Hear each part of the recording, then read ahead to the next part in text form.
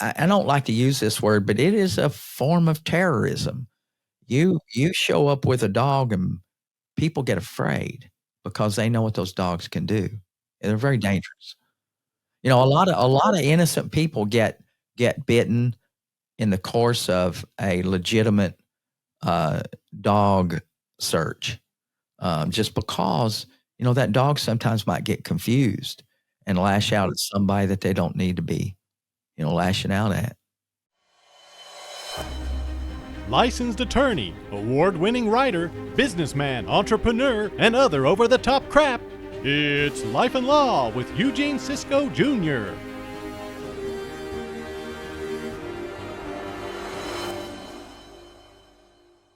Welcome back to another episode of the Real Life and Law podcast, where life and law collide. My name is Katie. I am the one asking all the questions. We usually pick topics that I'm unfamiliar with, so our expert, Eugene, can answer all of the questions and educate us on the topic. Today, we're talking about police dogs, which I feel like you have a very maybe one-sided opinion on police dogs. I'm not sure. We'll get into your opinion. Bow, wow, wow. Woof, woof. Yeah, woof, woof. And we've had conversations in the past that you had said it's so hard to make a small TikTok video based around this. It could take up an entire podcast episode. So we decided to do just that. I think I have maybe 4 or 5 maybe TikToks on those things in my on my page. Yeah, and you still can't. I mean, hell, that's a huge topic. And by the way, back where I'm from, an expert is someone that travels at least 50 miles away and carries a briefcase. That's an expert.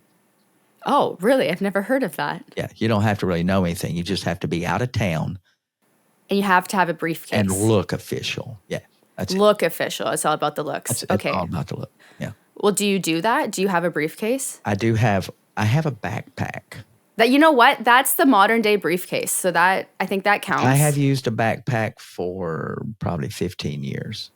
I love a good backpack. That's what I use. Yeah, I was using one before it was cool. I'm a trendsetter. You're a trendsetter? I was going to say, I don't think a briefcase would look good with my look, with my vibes. So I use the backpack as well. You kind of got that North Face backpack kind of look. No, I know that the backpack would look good, but not the briefcase. No, I used to. Because I'm very sporty in the way I dress. Yeah, I used to have the over-the-shoulder briefcase harness thing, and then I ditched that and thought backpack's a hell of a lot more easy to manipulate and maneuver. It's also convenient, and I feel like you can put a lot more into it. Yeah, and you can throw them at a police dog if you ever get attacked. I'm glad that you made that segue back into the topic that we're actually talking about. We're not talking about backpacks and briefcases today, folks. We are talking about police dogs.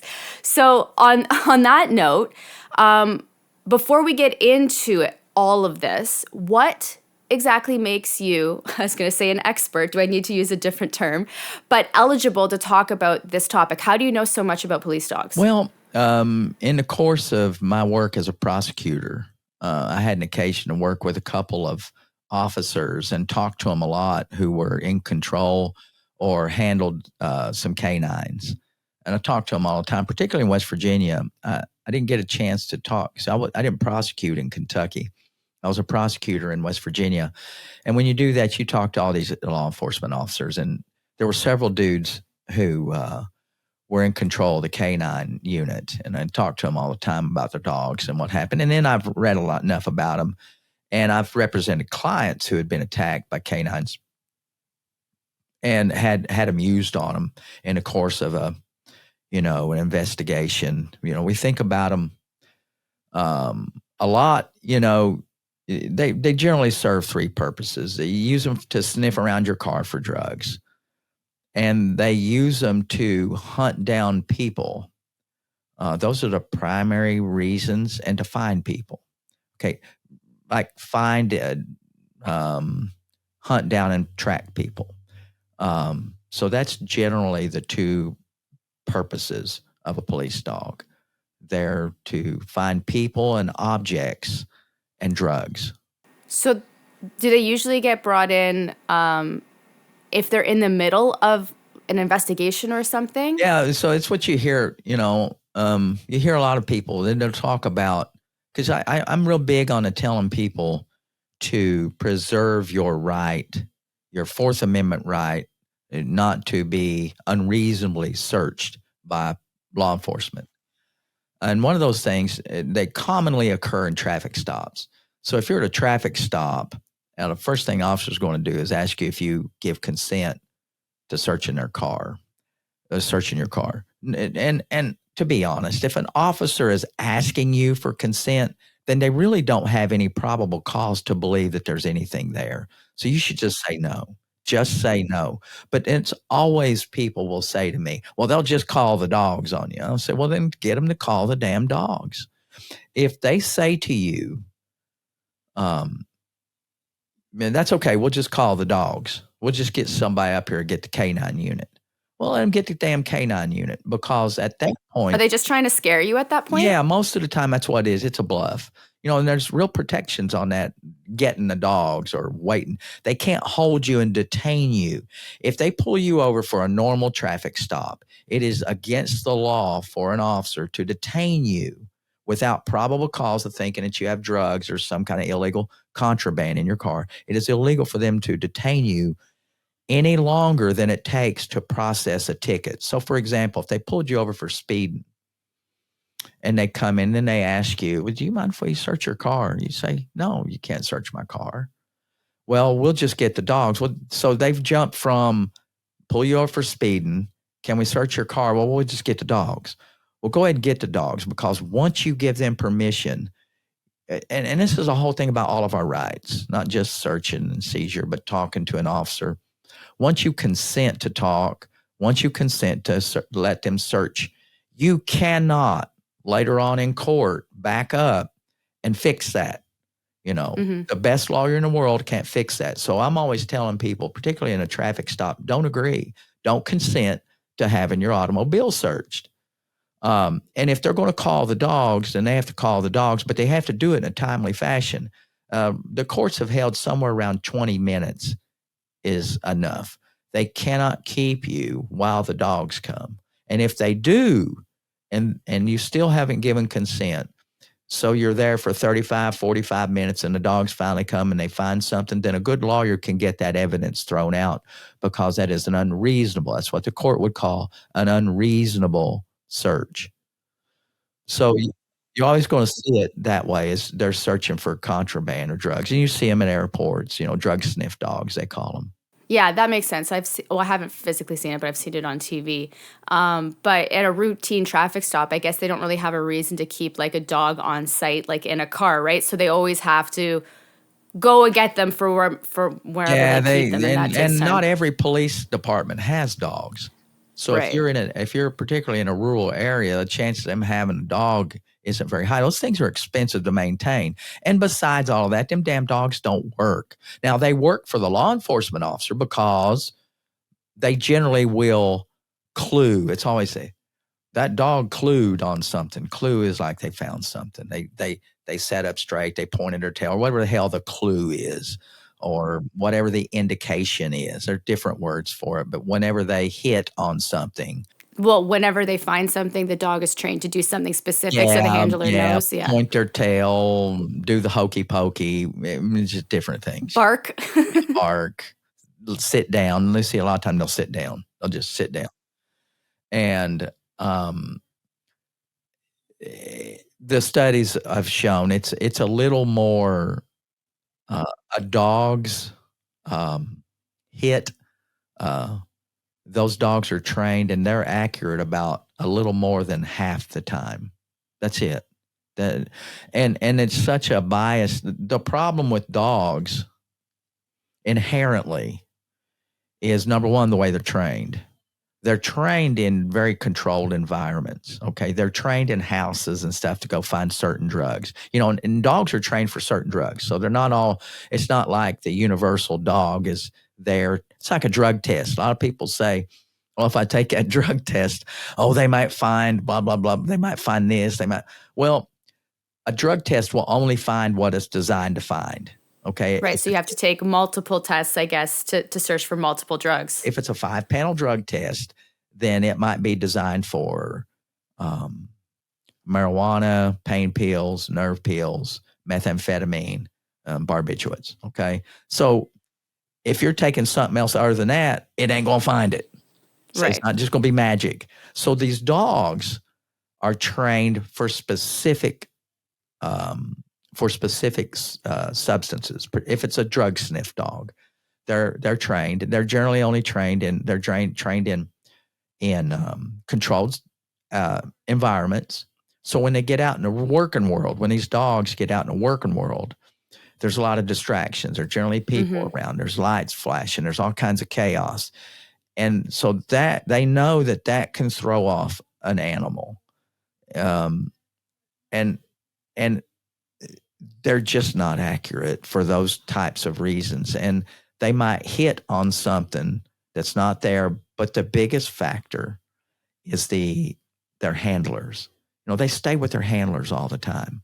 Dogs are people pleasers. They want to please their handler. They want to please their master. And they can tell when that handler isn't happy. And if that handler is frustrated, they're going to sit down and clue on something. And the moment that animal sits down and clues, they can rip your car apart. Officers can.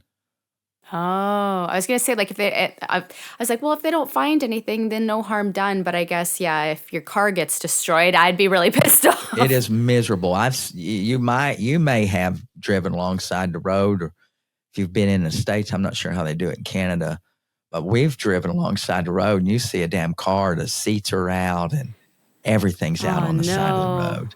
Yeah, because they just tore the hell out of it because probably a damn dog. And I've seen cases where they did that and people say, well, they didn't find anything. They're wrong half the time, basically. Can you sue for that? Like if that happened to you? I think if they're wrong, probably not. They got so much protection. But these dogs have history. So what you can do is if it's taken to court, then that dog's credibility goes into question. You can ask the handler or the trainer, when was the last time they were trained? And when it comes into the training of these animals, that's a whole nother story. They're trained once generally. They may have a refresher course, but there is no uniform standard in the United States for these trainings. They buy them overseas, in Europe. They train them. Then there's certain types of breeds. Belgium as a Belgian breed. The German Shepherd is the one that you see most. That everyone, kind of in their brain when they think of a canine, they think of generally a German Shepherd. Yeah, like Rin Tin Tin. Or there was a show when I was younger. It was called, I think, Run, Joe, Run. It was a German Shepherd, and it was, I think, a former police dog who someone took it and made it a pet, and it was doing all kinds of superhero things like Lassie, only it was a German Shepherd.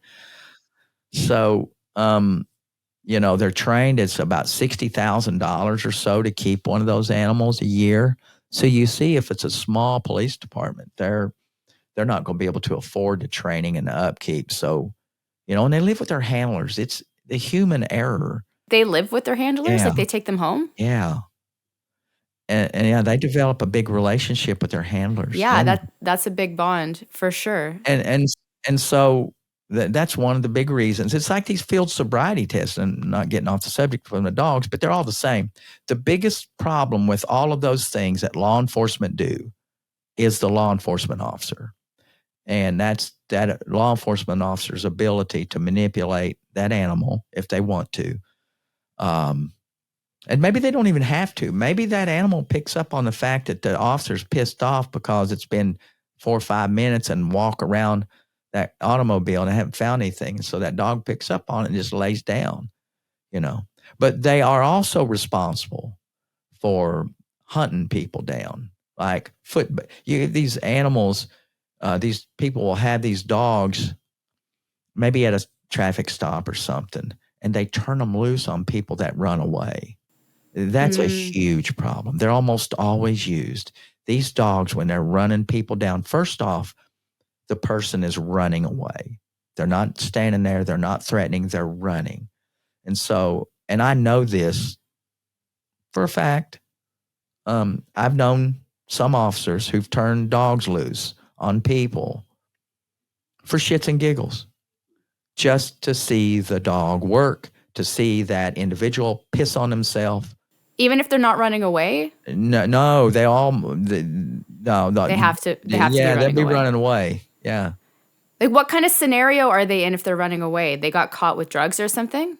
The cops pulled them over and they jump out of the car. They call it a foot bail. Okay, because they obviously have something to hide? And maybe they've got a warrant on them. Maybe they don't want to go back to jail. Jeez, this is the Wild West. America's a whole different breed. I'm not used to this. I'm like, what do you mean they're running away? Yeah, these dogs will hurt you.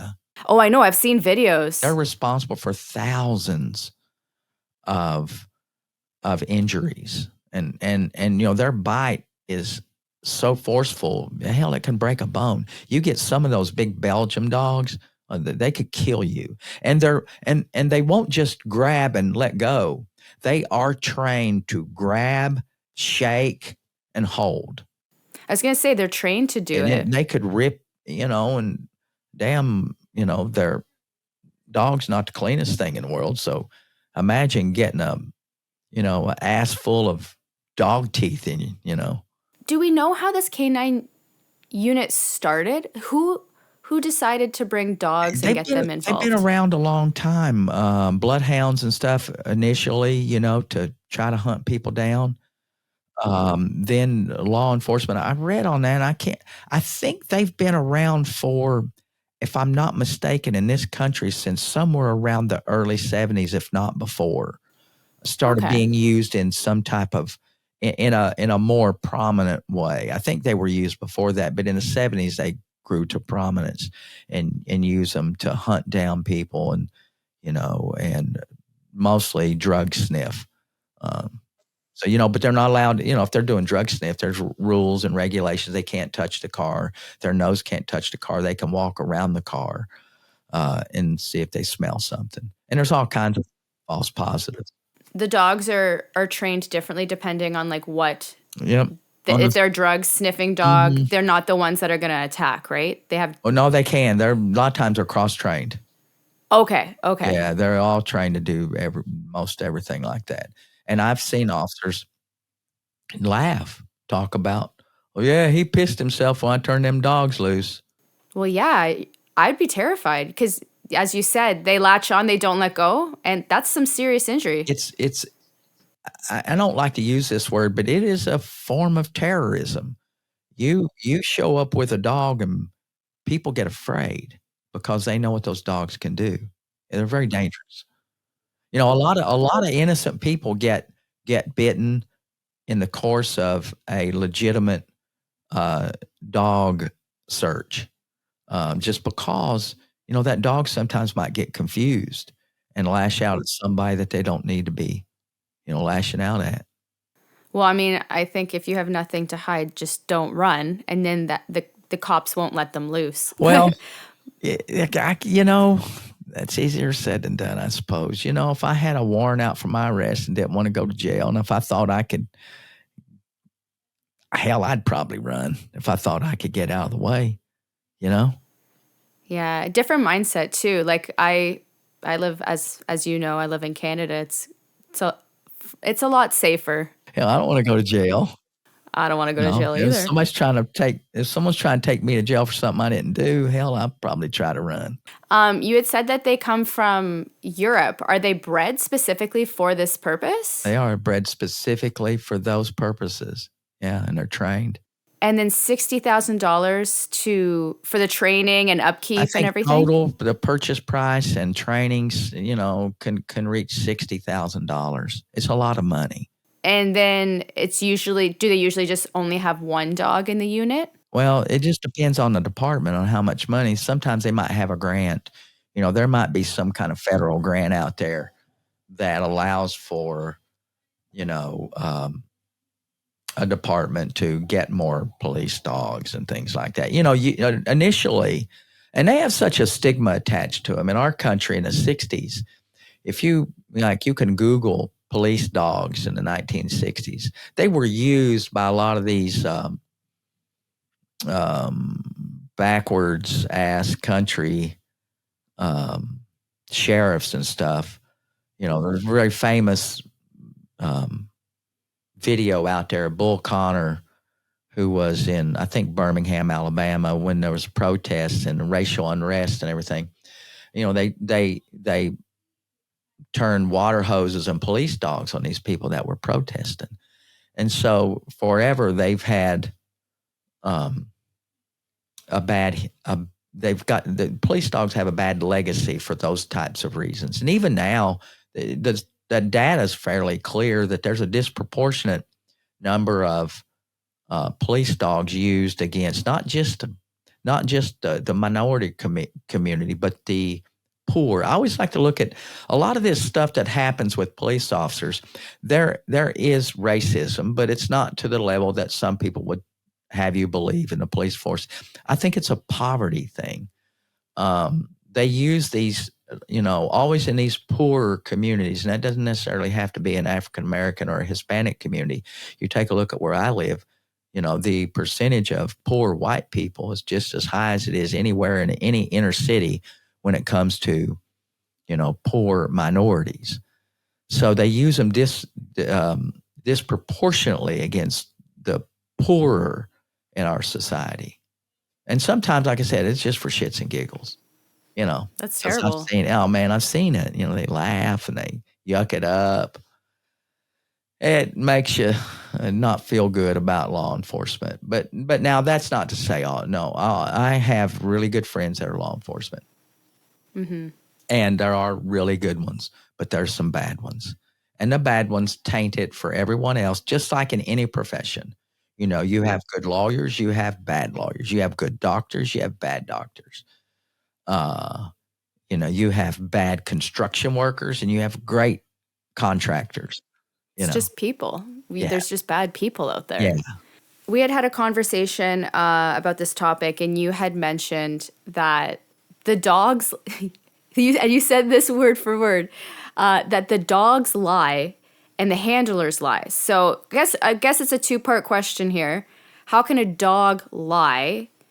And second, obviously humans can lie. What situation would you find the handler lying in?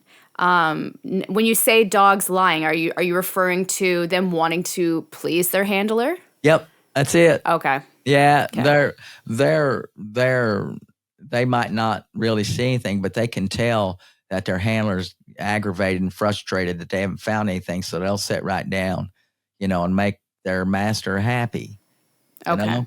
So, and these police officers, they all have they have biases, and if they want that dog to hit on something, then it will.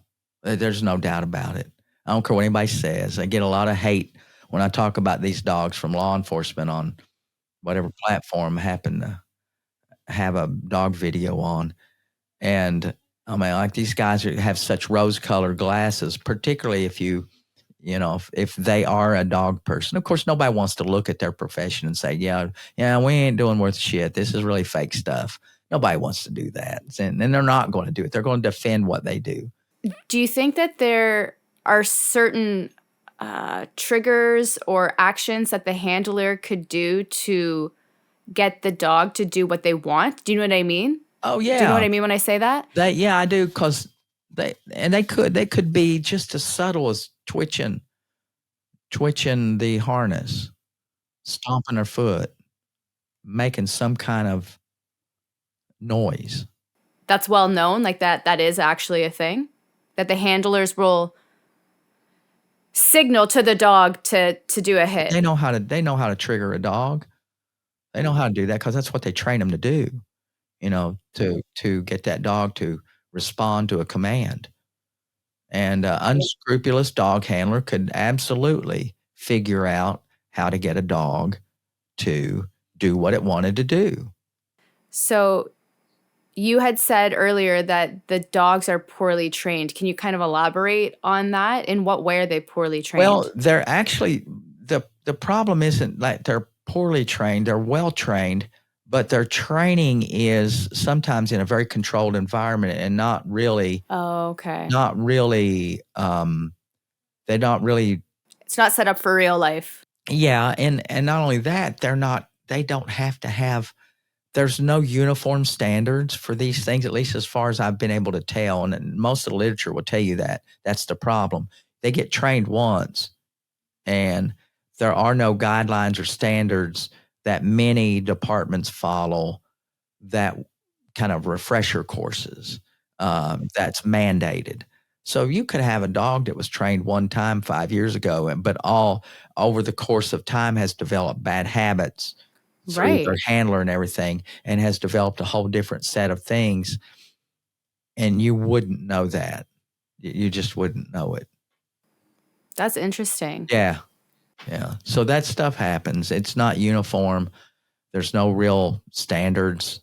There's no quality assurance or none of that. You think that there'd be like different tiers to at least the initial training? Because as you said, they're trained in a controlled environment where they're not distracted, but then you bring them out on the job and they can easily get distracted. You think that like, okay, tier 1 is in a controlled environment. Tier 2, let's bring them out into the real world and like set up like a mock testing. Do you know what I mean? Yeah. And they might do some of that, but the problem is their continuing education, I think, is really where all the stuff that I have read about this seems to fault that there's no uniformity. There's no way for these people to make sure that dog's training holds up and is consistent over time. And that's where you have the problem. And again, if we fall back to the field sobriety test, it's only as good, the results of those field sobriety tests, which aren't real good from the beginning, they're only as good as the officer's training. So a poorly trained officer who doesn't administer those tests well will come up with a result that is not valid. I don't know. I just think if you're going to invest roughly $60,000 into a police dog, that you would ensure that their training is consistent like throughout its career. I don't know. But see, the department might say that. The department might say, yeah, we take them through our own little thing and do whatever we do. I mean, they'll probably say that shit. These places will cover their rear end, But is the training, so do they have to, it's not like the actual police department does the training. I'm assuming they bring the dog to a professional. Who knows after they've been trained the first time? Who knows how? Right, but the initial training is done by a professional, right? Yeah, okay. It's very good. Not each like police unit is doing their own type of training. No, it's very good. Okay, good. From the start, it's very good, and it's uniform in the beginning. But it has to deteriorate over time. Hell, you don't give I'm a lawyer, When I got my degree, they didn't say, well, you're good to go the rest of your life. Get on out there. What they do say to me is, and people like me, and if you're a doctor or whatever your profession is, okay, you've got this degree. You've passed the minimum requirements to be able to practice law. But we want you to, as an association, as a professional association, we want you to stay up on the law, stay current on things. So we're going to require that you go to mandatory continuing legal education training. So we go so many hours, I think 20 hours, 24 hours every 2 years, or 12 hours a year, depends. And West Virginia and Kentucky are a little different. So, but usually you go to some type of training every 2 years, or every year, or every 2 years. And so you kind of brush up and stay current on some things. So they should do that with these dogs. I mean, they're professional. And also, a lot of lawyers don't know this. There's court cases out there that will allow a lawyer to scrutinize a dog's track record, talk about in front of a jury or a judge that they alerted on something, Mr. Jones's car. We tore it apart, and but how well was that dog trained? What's the percentage of hits that they get as opposed to misses? And and now some police departments don't keep that information because they know it's bad. Obviously, yeah. Well, they don't want that. They don't want anyone to know that information. They'll say those dogs are 90% accurate, and that's baloney. They'll only probably record the good hits. That's baloney. The dogs aren't 90% accurate. That's just stupid. I'll tell you where they're really good at is recovering dead bodies. They're great at that. Really? Like just because they're good at picking up that specific scent? They're just designed. Their noses are superb. They're good at that. And that's why people believe that they would be good. And they are, to some degree, they're good drug sniff dogs, but a little more than half the time, I just don't know. I don't know. Well, with that being said, 50% of the time they're right, 50% they're wrong. Do you think that the K9 unit will ever be dissolved? No. No? You think they're here to stay? Yeah, it's like the back where I'm from, they say there's nothing. Well, I don't even think this is a hillbilly thing. There's nothing more permanent than a temporary government program. You've got these things in place, and then you've got these associations that are built up around these things. Then you've got all these police departments invested. And so, that it's just not going to go away. I don't see it going away anytime soon because, there's people that say there's value in them. And the people that say that are the people in charge. Right. Okay. Well, those are all my questions, Eugene. Do you have anything else to add? I feel like that was a decent amount of information. Heck no. They can check out some of the stuff I have on my TikTok. I don't know that I've posted any of that stuff on Instagram yet. I've got several. You have lots on TikTok, though. And I mean, we've even had a podcast episode talking about something like we were talking about the lie detector test in one of your episodes, and how it's not accurate. So they can always go check that out, because I feel like all of these topics kind of fall under one category, and you've made several TikToks about them. So, and it's mostly informing people of their rights, their constitutional rights as a United States citizen, and not let the government take unfair advantage and trample on those rights. I mean, they're rights for a reason. And I'm a firm believer that if we give in just a little bit, then it's like anybody else. A bully will take as much ground as you're willing to give them. And you don't have to give them any ground. I always say make them earn it. If they say they're going to get the dogs, then by God, make them get the dogs. Get the dogs. Don't dare you. And don't agree. Don't agree to it. Just say, okay, bring them. That's good.